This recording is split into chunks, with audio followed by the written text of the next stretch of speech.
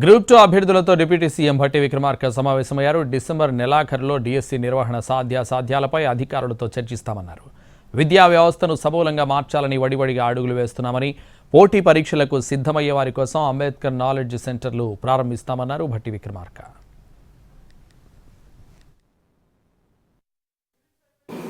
మీరు చెప్పిన అంశాలన్నింటి కూడా మేము సీరియస్గా ఆలోచన ఉంటాం.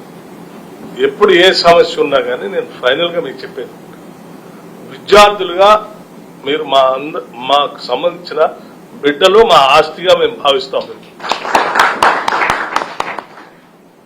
మా ఆస్తి మీరంతా చదువుకున్నటువంటి మేధావులు, ఈ రాష్ట్రానికి సమాజానికి బాగా ఉపయోగపడాలని కోరుకునేటువంటి వాళ్ళు.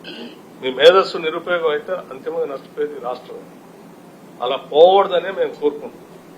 మీరు యాజిస్ట్రేషన్లో పోయి రోడ్లు ఎక్కి కేసులో ఇరుక్కొని భవిష్యత్తు అంతా ఖరాబ్ చేసుకుని తల్లిదండ్రులు గ్రామాల్లో తరతరాలుగా అసలు ఆ ఇంట్లో ఉద్యోగం లేనటువంటి కుటుంబాలు, అవన్నీ అట్లా కాకూడదు. ఏదున్నా పీస్ఫుల్గా రండి, రిప్రజెంట్ చేయండి. మీ సమస్యకి పరిష్కారం చేయడానికి మేము కానీ, ముఖ్యమంత్రి గారు కానీ, ఈ రాష్ట్ర మంత్రిమండలి కానీ, ఇందిరమ్మ ప్రభుత్వం 100% we will listen and will solve the issue.